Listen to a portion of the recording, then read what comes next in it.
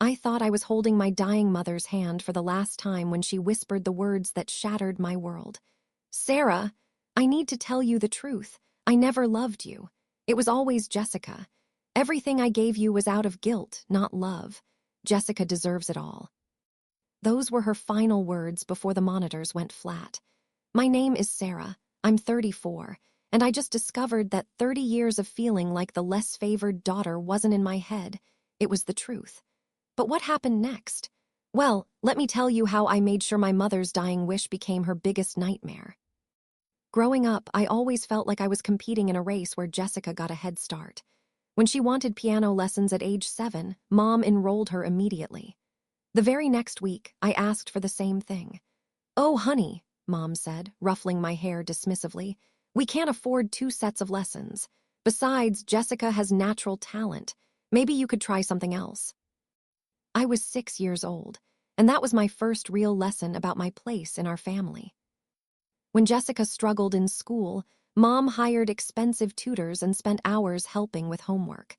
When I brought home straight A's, she'd glance at my report card and say, "That's nice, honey," before turning back to Jessica's latest art project that was hanging on the refrigerator. My achievements never made it to the fridge. By high school, the pattern was impossible to ignore. Jessica got a new car for her 16th birthday, a pretty little blue Honda that she crashed within 2 months. Did she get in trouble? Of course not. Mom just sighed and said, "Accidents happen to the best of us," and bought her another one. When I turned 16, I got a lecture about responsibility and a bus pass. "Sarah doesn't need a car," Mom explained to Dad. "She's more mature. She can handle public transportation." Even my father seemed to go along with it, though I caught him looking uncomfortable sometimes. I think he noticed the unfairness, but never had the courage to challenge Mom's obvious favoritism. College was where things got really expensive for me anyway. Jessica wanted to go to an expensive art school 3 states away. The tuition was astronomical, but Mom didn't hesitate. "Jessica's artistic gifts need proper nurturing," she announced. "This is an investment in her future." I had been accepted to a state university with a partial academic scholarship. You'd think Mom would be proud, right? Wrong. Instead, she looked worried. "Sarah, honey, I know you got some scholarship money, but we're already stretched thin with Jessica's tuition. You'll need to take out student loans for the rest." So while Jessica lived in a nice dorm, joined a sorority, and focused on her art, I worked 3 part-time jobs to pay for my education.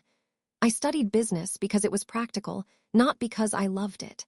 Someone in our family had to be realistic about making money. But here's the thing that really gets me. I actually helped pay for Jessica's education. During my sophomore year, Mom called me crying. "I don't know what we're going to do," she sobbed. "Jessica's tuition went up, and we're short $3,000 this semester. Could you possibly help, just this once? Family helps family."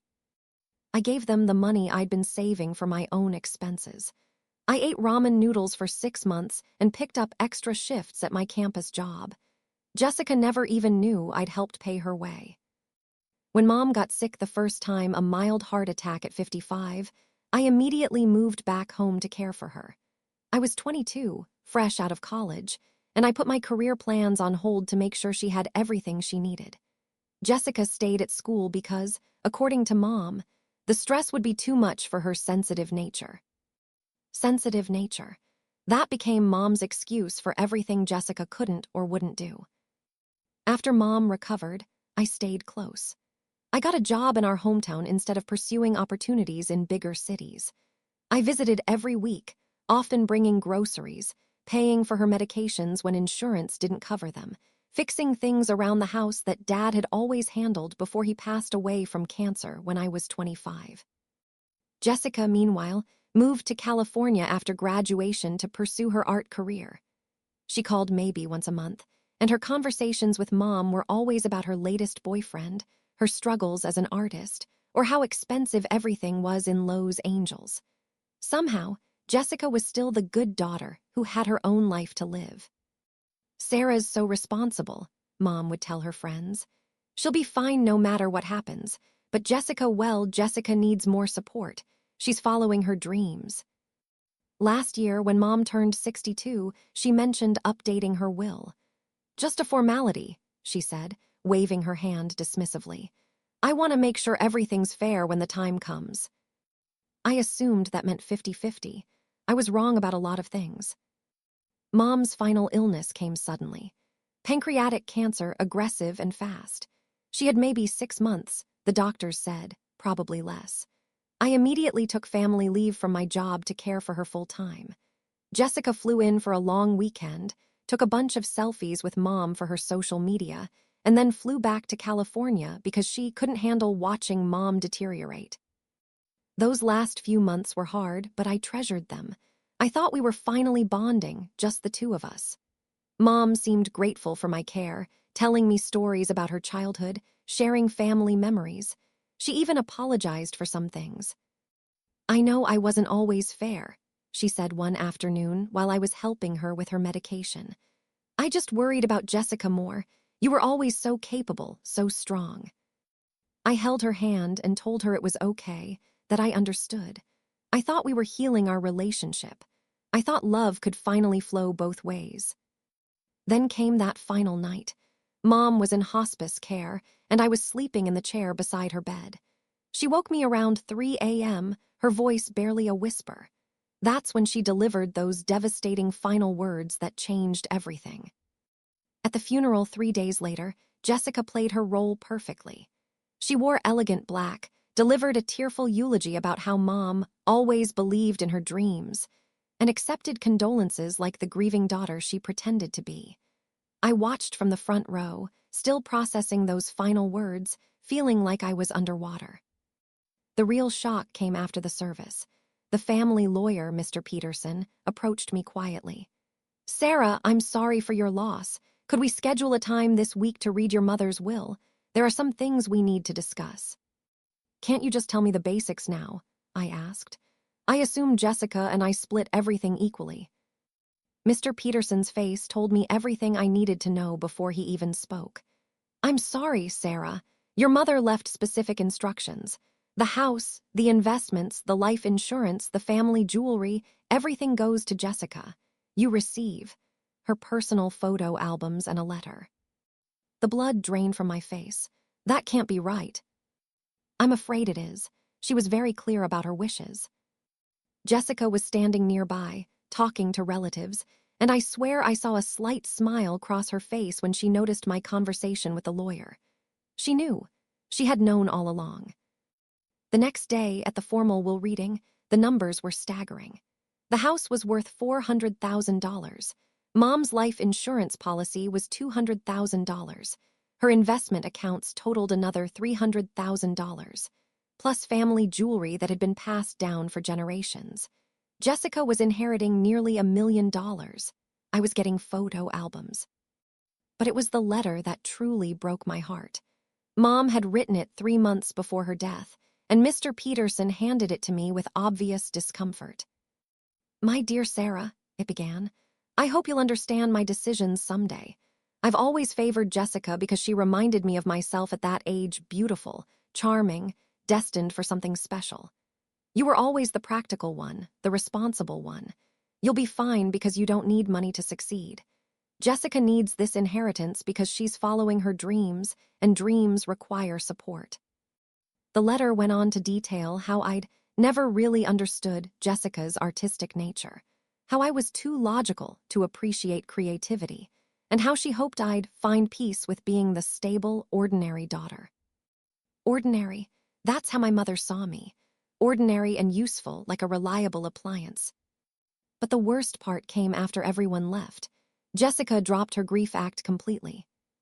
Finally, she laughed, standing in Mom's living room, her living room now. I was getting so tired of pretending to care about that manipulative old woman. This inheritance means I can quit my stupid gallery job and focus on my real art. Mom just died, I said, stunned by her coldness. Oh, please, Jessica rolled her eyes. She's been playing favorites for 30 years. At least now I'm getting something out of it. You've been the good little caretaker long enough. Time to let the favorite child claim her prize. That's when it hit me Jessica had been planning this for years. She'd been encouraging Mom's favoritism, feeding into it, while I sacrificed everything for a woman who saw me as nothing more than free help. But I'm not stupid, and I'm definitely not helpless. If Jessica thought she could manipulate our dying mother and walk away with everything, she was about to learn just how ordinary this responsible daughter could be. I hired a private investigator the next day. What he found changed everything. For the past 2 years, Jessica had been calling Mom almost daily, not the once-a-month calls I thought she was making. She'd been filling Mom's head with stories about my selfishness, my resentment, and my jealousy of Jessica's artistic success. The investigator found dozens of text messages between them. "Sarah only visits because she wants your money," read one text from Jessica. "She keeps asking about your will. It's so obvious." I had never once asked about the will. Another message. "I hate asking, but could you help with rent this month? I know Sarah probably tells you not to support my art, but you're the only one who believes in me." Mom had been sending Jessica money, every month money, I didn't know about while I was paying for Mom's groceries and medications. The most devastating message was from just 6 months ago. "Sometimes I think Sarah only pretends to care about you to secure her inheritance. You can tell, can't you? The way she acts so helpful but never talks about anything real with you." My mother had responded, "I've noticed that too. Sarah's always been calculating.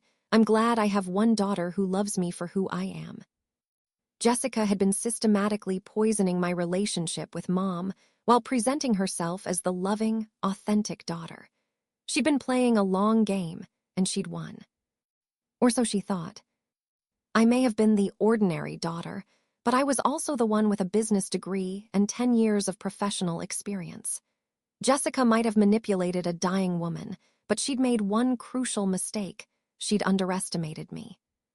The first thing I did was consult with a different lawyer, one who specialized in estate disputes. David Chen listened to my story, reviewed the will, and asked some very interesting questions. "Tell me about your mother's mental state these past 2 years," he said.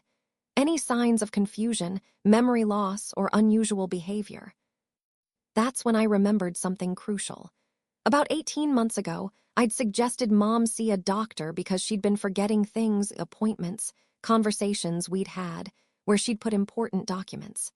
She'd gotten defensive and angry, saying there was nothing wrong with her memory. "Jessica says you're always criticizing me," Mom had snapped.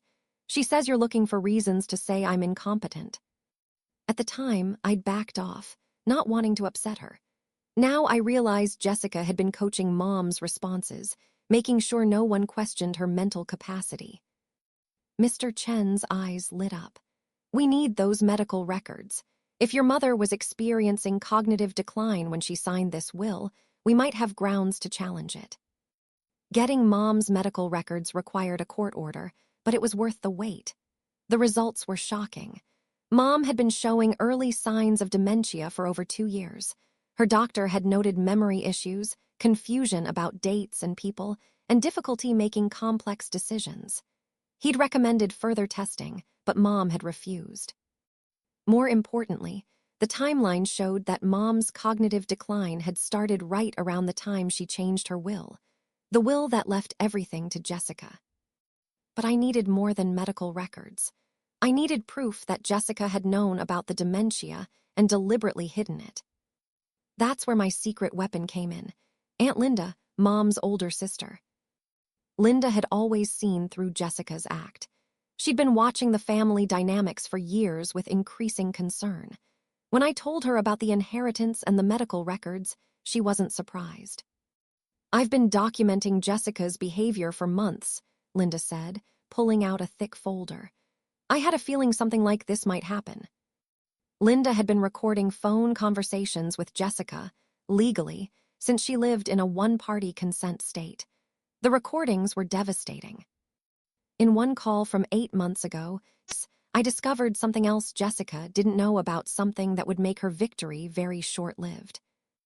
Mom's inheritance came with significant tax obligations. The life insurance money, the investment accounts, the property, It all triggered substantial estate taxes that needed to be paid within 9 months of Mom's death. Jessica thought she was inheriting nearly $1 million free and clear. She had no idea she owed the IRS over $200,000. Jessica had already quit her job.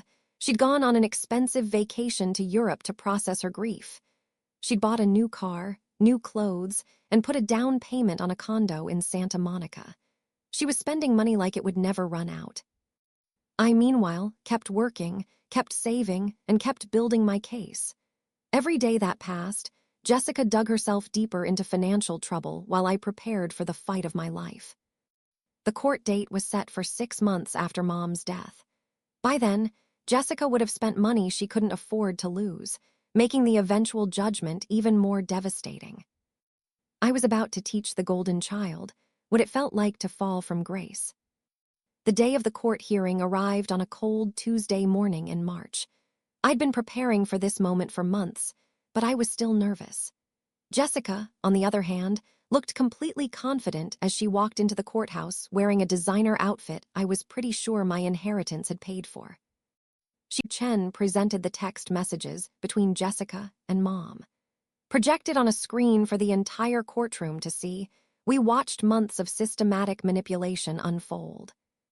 Jessica feeding Mom lies about my motivations. Jessica asking for money while telling Mom I was probably trying to control her finances. Jessica literally coaching Mom on what to say to her lawyer to make the will changes seem legitimate. "Your Honor," Mr. Chen said, "this isn't just a case of sibling rivalry or family favoritism. This is documented elder abuse." Jessica Mitchell deliberately concealed her mother's mental decline, manipulated her failing memory, and coerced her into changing a will while she was not mentally competent to do so. Jessica's lawyer tried to mount a defense, but what could he say? The evidence was overwhelming. The recordings were clear. The timeline was undeniable.